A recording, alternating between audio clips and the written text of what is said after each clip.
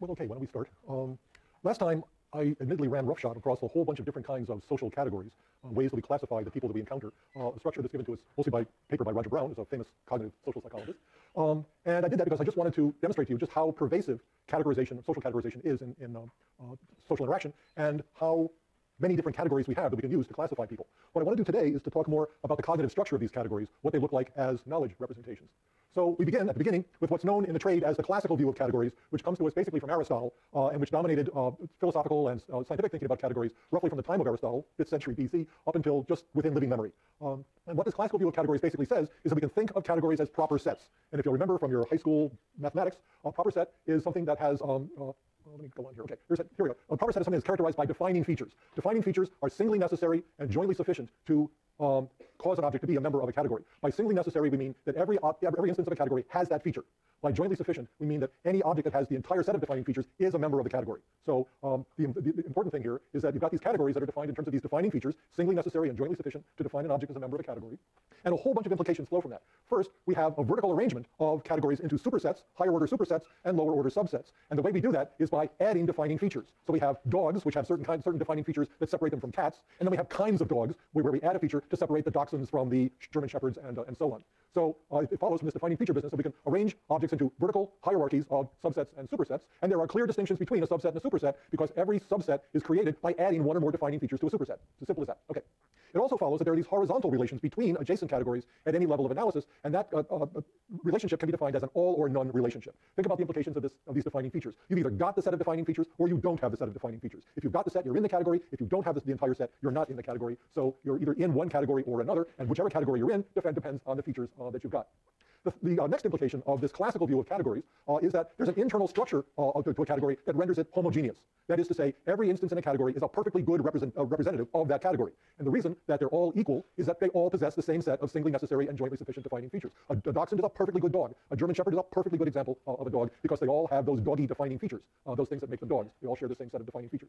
Now, as I say, this is basically the view of categorization that came down to us from Aristotle. And it is a perfectly logical way to think about categories. If it weren't a perfectly logical way to think about categories, Aristotle wouldn't have thought about them this way. And it was very persuasive, except that it turns out that when you start thinking about the categories, especially categories that we encounter in the natural world, things begin to get a little fuzzy. Aristotle based his notion of categories on geometrical categories: points, lines, planes, solids, triangles, squares. And with geometrical categories, it's very clear that there are singly necessary and jointly sufficient features that define geometrical objects as members of one category or another. If you're a closed geometrical figure in one dimension with three sides and three angles, you're a triangle. You can't be a square, you can't be a rhombus, you can't be something else. You're a triangle. And Aristotle basically said, let's think about all categories that way. Well, it turns out to be not quite so easy. But this view of this classical view of categories actually crept into psychology and psychiatry and led, at least implicitly, for people to adopt this classical view of categorization for social categorization as well. Here, for example, is the classical fourfold typology of persons that was first articulated by Hippocrates and then by the Roman physician Galen, and even as late as the late 18th century by Immanuel Kant, which basically said that there were 4 different kinds of people: melancholics, phlegmatics, cholerics, and sanguines.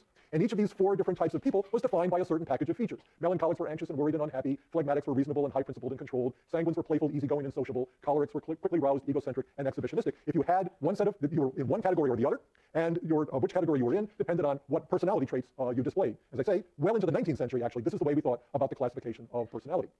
Something similar, and so what you get is you can kind of diagnose a person's personality. You've got these symptoms or traits, and these personality categories are genuine categories, and what you do is you simply match the traits that the person has up against these defining features, and you find out which one matches. Something very similar happens with psychiatric classification. These are, I guess, a little bit.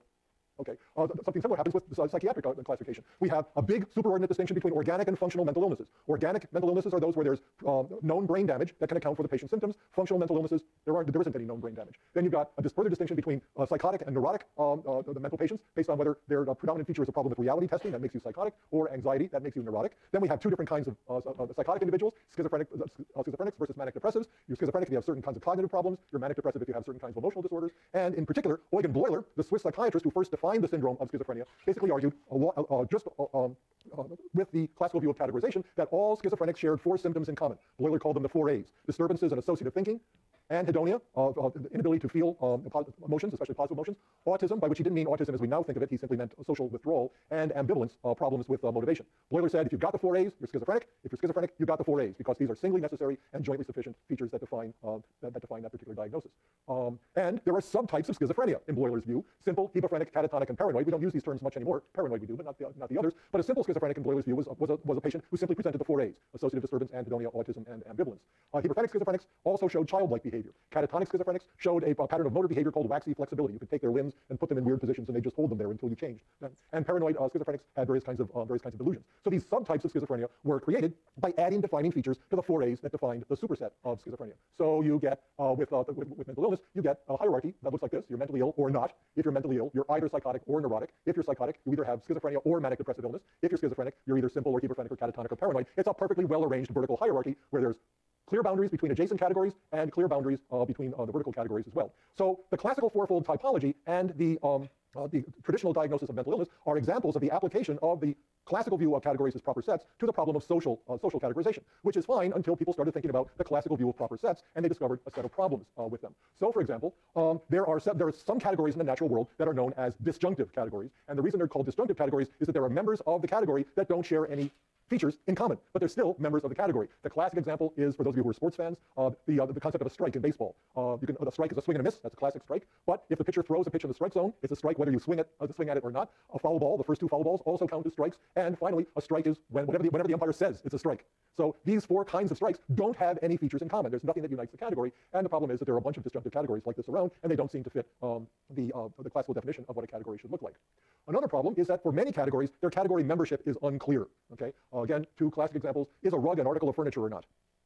We took a poll here, half of you would say yes, probably the other half of you would say no, and that shouldn't be a problem. We should never have instances of unclear category membership, because category membership is very clear. You've either got the defining features or you don't have the defining features. If you've got the defining features, you're in the category. If you don't have the defining features, you're not in the category. Here's another common example: is a pickle a vegetable? Well, pickles are made out of vegetables, but it's hard. Most people don't classify pickles as vegetables. When the Reagan administration tried to classify pickle relish as a vegetable for purposes of regulations pertaining to public school lunches, there was hell to pay in the public, because people just don't think of pickles as vegetables. Okay, so there's another problem. Here's a third problem. It's often difficult to specify the defining features of categories that we use all the time. So the issue there is, if you've got a category, you ought to be able to specify what its defining features are, because that's how categories get learned. Ludwig Wittgenstein, the great the philosopher, was the person who stumbled on this, and he used the concept of game. Said, well, if you ask people what are games, they'll give you a whole list of games. But then if you ask them what makes these things games, they'll find it very difficult to tell you. His example, a very good one, is the game of Ring Around the Rosie. Okay, we usually think about games as something that people engage in for pleasure, where there's a winner or a loser. But Ring Around the Rosie, there's no winner in Ring Around the Rosie. But still, everybody would say it's a game. They just don't really know why. Do we have another one? Yeah. Okay. Another problem here with the classical view of categories is that there's what's known as imperfect nesting. That is, we usually think of subsets as nested under supersets: animals, dogs, dachshunds, German shepherds, and so on. But it turns out that there are some. It follows from that it ought to be easier to identify an object as a member of an immediately adjacent superset, or subset for that matter, than a more distant subset. And it turns out that's not always the case. So, for example, people find it easy to identify a dog as an animal, but they don't find it easy to identify a chicken as a bird. Okay, that's just not the kind of thing that's supposed to happen. So there are these problems with the view of categories as proper sets, and beginning really with Wittgenstein, awareness of these problems built up more and more and more over the subsequent 20, 30 years until people began to think that maybe categories weren't best thought of as proper sets after all. Yes. No, we're not there yet. That's where we're going. But yes, that's exactly what it means. And the reason it means that is that from the classical view of categories as proper sets, all instances of a category are created equal. Okay? And the reason they're created equal is that they all possess the same set of singly necessary and jointly sufficient defining features. Now, that's obviously not the case. We might, if I held a gun to your head, you might say, all right, a pickle's a vegetable, but it's not a very good vegetable, right? It's just not a very good example of a vegetable. And what you mean by that is that it's not a prototypical vegetable. It's not the kind of thing we usually think of as a vegetable. Okay, so in any event, there are these problems that crop up, and these problems would not crop up if categories really were represented in the mind as proper sets. Therefore, it occurred to both philosophers and psychologists that categories must be structured in some other way, so as to permit us to actually use categories, even though they're not structured as proper sets. And what we get from that is what you alluded to, this so-called prototype view of category membership, which was introduced into psychology by Eleanor Rosch, who is a professor emeritus here at UC Berkeley. It's wonderful work of it. Hardly ever do you see a paper that, in one paper, overthrows 2,500 years of received wisdom about something. Rosch wrote that paper. It's a really wonderful thing. And she says, look, there's just another way to think about categories. And the way to think about categories is to get rid of defining features entirely, and simply to think about the probabilistic relationship between having a feature and being a member of a category. There are some features that are central to category membership, meaning that it's highly likely that a category member will have this feature, but not guaranteed, and there are other features that are peripheral to category membership, meaning that it's less likely that that an instance will have that particular feature. Or, put another way, a central feature is highly correlated with category membership. It's very likely to occur in members of one category, but very unlikely to occur in members of another category. A peripheral feature is relatively uncorrelated with category membership. It may be very likely to occur in instances of a particular category, but it may be equally likely to occur in instances of another category. 4 legs. Almost all dogs have 4 legs, but so do almost all cows, and cats, and goats, and sheep. Having 4 legs is a peripheral feature as far as category membership is concerned. Roche went on, again following Wittgenstein's arguments, to argue that what links instances of a category together is not that they all share the same set of singly necessary and jointly sufficient defining features, but rather a kind of family resemblance. You go home for Thanksgiving, and you're talking to your great-grandmother, and she says, gee, you have your father's nose and your mother's eyes, or something like that, right? And Wittgenstein and Roche said categories are like that as well, that individual members share some features in common, but they don't all share the same features in common. So if you want to make judgments about category membership, it turns out that you probably do something quite different. Instead of identifying the features of an object and comparing them to some list of the singly necessary and jointly sufficient defining features of a category, what you do is you compare the features of an object to something you carry around in your head that Roche called a category prototype, a mental representation of kind of the average person who is a member of a category, or the average instance of a category. So if I ask you if something's a bird, that's a pretty prototypical bird, this finch here. You'll probably say something's a bird if it looks like that, if it has the kind of features that this has, and if it doesn't have features that this prototype has, you're less likely to say it's a bird, or it's going to be harder to say it's a bird. So it's small, it flies, it's cute, it sings, it does all these birdie things. And something that doesn't do these birdie things, like an ostrich or even an eagle, is less likely to be classified as a bird. So these prototypes, prototypical category members, have many features that are central to category membership. Small, cute, flies, sings, and relatively few features that are central to membership in contrasting categories, categories that would contrast, say, birds with mammals or whatever. Now, what's really nice about the prototype view is that it permits heterogeneity within a category. Okay? It doesn't force all category members to look alike. It doesn't force them all to share the same set of singly necessary and jointly sufficient defining features. It says, you can be a bird and not sing. You can be a bird and not small. You can even be a bird and not fly, like a penguin, right? As long as you've got some of the features of category membership, you're going to be a bird. But some instances are going to be typical of the category, like this here finch. Pretty sure that's a finch. In any event, and so if you're going to classify objects, you're going to classify typical members of a category more readily, more accurately than atypical members of a category. So that's basically what Roche's view is like. This is Eleanor Roche. This is her collaborator, Carolyn Mervis, who actually wrote about this a lot as well. And so basically what Roche and Mervis, Roche especially, were able to argue was that this prototype view pretty much solved all the problems that we inherited with Aristotle's classical view of categories as defining sets. The prototype view takes care of disjunctive categories because you've got a couple of prototypes. But really, the prototypical baseball strike is a swing and a miss. Okay, everybody identifies that as a baseball strike. It also takes care of the problems of unclear category membership because there's no single set of defining features to base your classifications on. Depending on which features you look at and how many features you count, membership is going to be relatively unclear. It may also be difficult to specify. It's going to be difficult to specify defining features because there aren't any defining features, right? There are only characteristic features. You'll get imperfect nesting, especially with members of subsets that have unusual packages of features. It's hard for people to identify a chicken as a bird because it doesn't fly and it doesn't sing. Okay, and there are going to be these variations in typicality. Finches, more typical birds, robins, California towhees, as opposed to turkey vultures, and for that matter, turkeys and chickens. Okay. It turns out that there are 2 variants of the prototype view. You might call this one the prototypical prototype view. The one I've been talking about is generally known as the featural view of prototypes, where features are not defining features of category membership, but rather only characteristic of category membership. And category membership itself is probabilistic. Okay? Again, in the classical view, category membership isn't probabilistic. You're either in the category or you're not in the category. It's not a matter of probability. It's not a matter of degree or anything like that. There is an alternative prototype view, which is known as the dimensional view, which is quite interesting because whereas the featural view says you've either got the feature or you don't, you either fly or you don't, you're small or you're not, you sing or you don't, whatever.